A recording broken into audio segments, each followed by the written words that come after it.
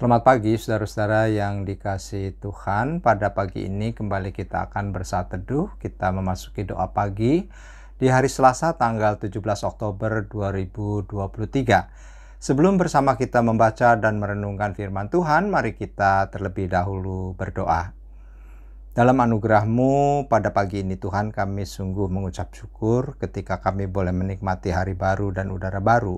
Setelah kami dapat beristirahat pada malam hari dengan baik. Dan pada saat ini kami ingin beraktivitas, melakukan banyak hal.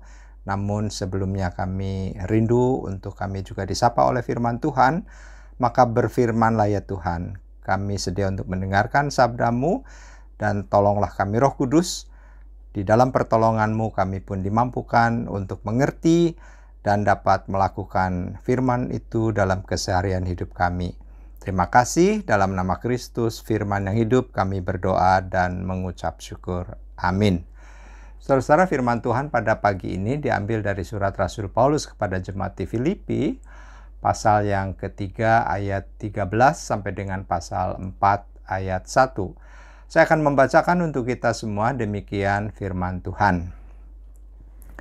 Saudara-saudara, aku sendiri tidak menganggap bahwa aku telah menangkapnya, tetapi ini yang kulakukan. Aku melupakan apa yang telah di belakangku dan mengarahkan diri kepada apa yang di hadapanku. Dan berlari-lari kepada tujuan untuk memperoleh hadiah, yaitu panggilan surgawi dari Allah dalam Kristus Yesus. Karena itu, marilah kita yang sempurna berpikir demikian. Dan jikalau lain pikiranmu tentang salah satu hal itu akan dinyatakan Allah juga kepadamu. Tetapi baiklah, tingkat pengertian yang telah kita capai, kita lanjutkan menurut jalan yang telah kita tempuh. Saudara-saudara, ikutilah teladanku dan perhatikanlah mereka yang hidup sama seperti kami yang menjadi teladanmu.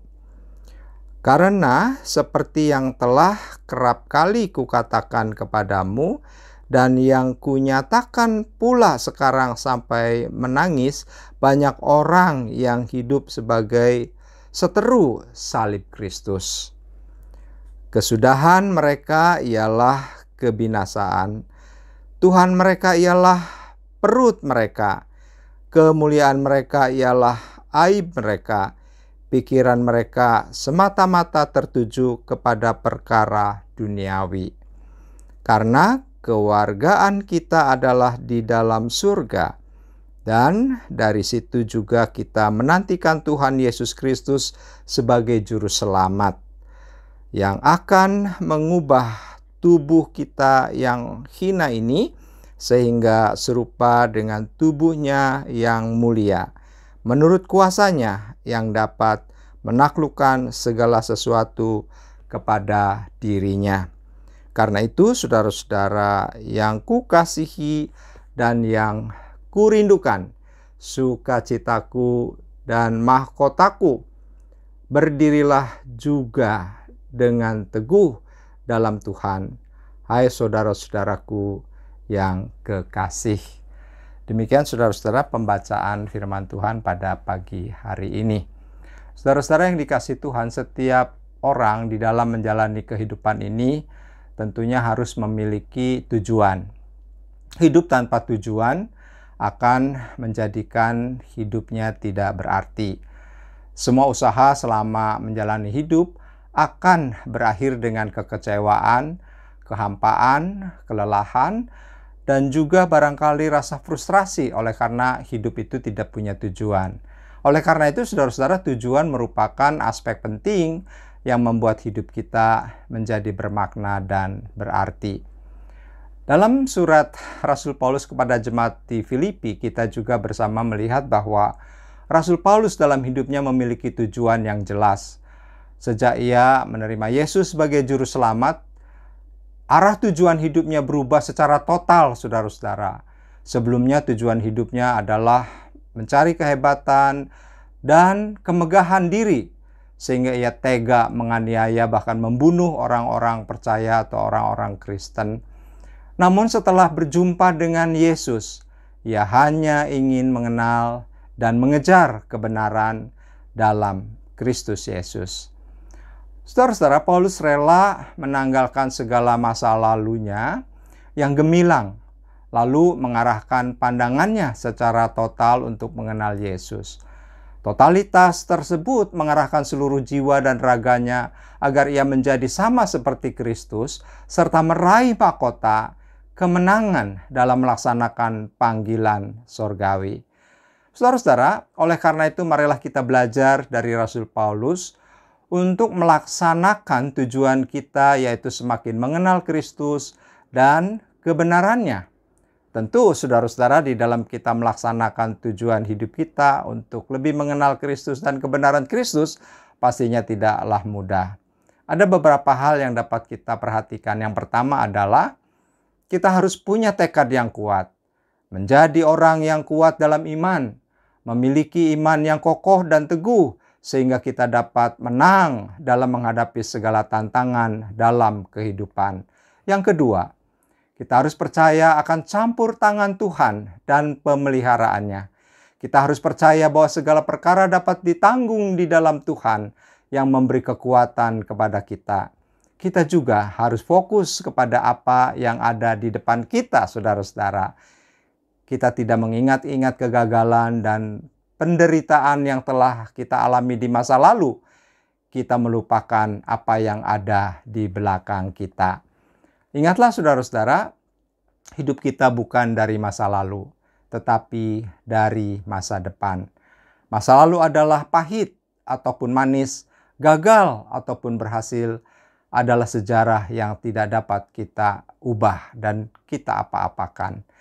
Hidup ini harus maju dan fokus ke depan kepada apa yang menjadi tujuan hidup kita. Ibaratnya saudara, kalau kita mengendarai sepeda motor ataupun mobil, maka tidak mungkin dalam mengendarai itu kita hanya terus-menerus melihat ke kaca spion, melihat ke belakang. Pastinya kita akan fokus ke depan. Kalau kita nggak fokus ke depan, pasti kita nabrak dan kita tidak akan mencapai tujuan kita dalam kita berkendara sepeda motor maupun mobil. Oleh karena itu, sekali-sekali boleh kita melihat ke belakang, ke spion, untuk kita juga melihat keadaan di sekitar kita, sehingga kita juga boleh menjadi lebih aman dalam perjalanan kita. Tetapi fokus kita tentu saja ke depan, ke arah kita, ke tujuan yang hendak kita capai dalam perjalanan itu. Kalau kita harus terus lihat ke belakang, ke kaca spion, kita nggak akan mencapai tujuan itu, dan mungkin kita akan menabrak. Oleh karena itu, saudara, dalam hidup kita juga seperti itu. Masa lalu nggak bisa diapa-apain, masa lalu nggak bisa diubah. Dan oleh karena itu, sekali-kali kita boleh ke masa lalu untuk kita belajar banyak hal, karena masa lalu ada sebuah pengalaman untuk kita memperbaiki hidup kita ke depan. Dengan kita fokus ke depan dan meninggalkan apa yang di belakang kita, dengan segala apapun yang telah kita capai atau kita rasakan, bahkan itu termasuk penderitaan dan kegagalan, maka saudara-saudara, ketika kita tetap menatap masa depan, terus kita rindu untuk mengenal Kristus, dan terus rindu untuk melayaninya, maka saudara-saudara, hidup kita punya tujuan yang jelas, dan di dalamnya kita melaksanakan panggilan surgawi, dan tentu saja kita akan menyenangkan hati Tuhan. Kiranya Tuhan menolong kita semua. Amin. Mari saudara-saudara, kita satu di dalam doa. Terima kasih Tuhan untuk firman yang boleh kami renungkan pada pagi hari ini. Biarlah kiranya dengan firman ini kami juga terus diteguhkan untuk terus menatap masa depan, karena kami hidup bukan dari masa lalu tetapi dari masa depan.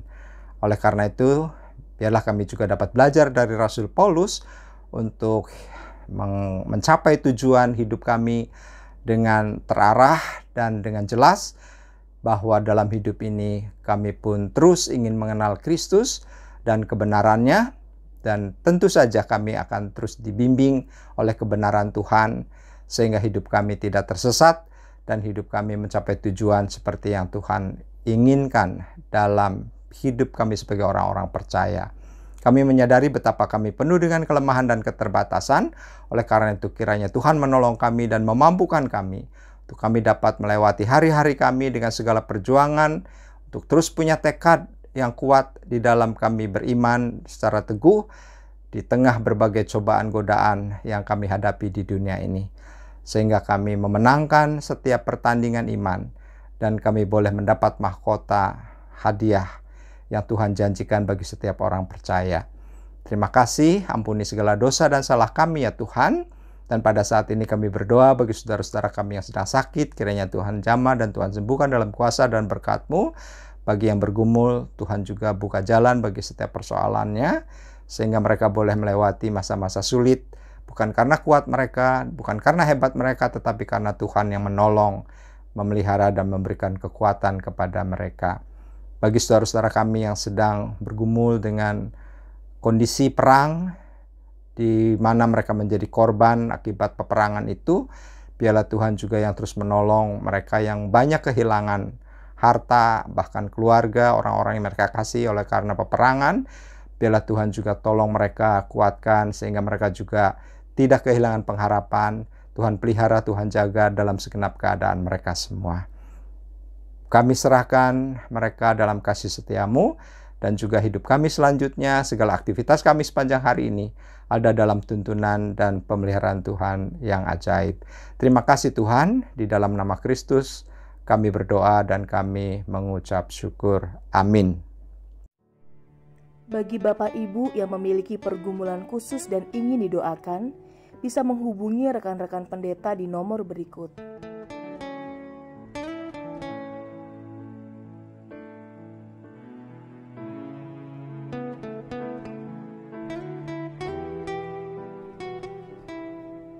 Tuhan Yesus memberkati.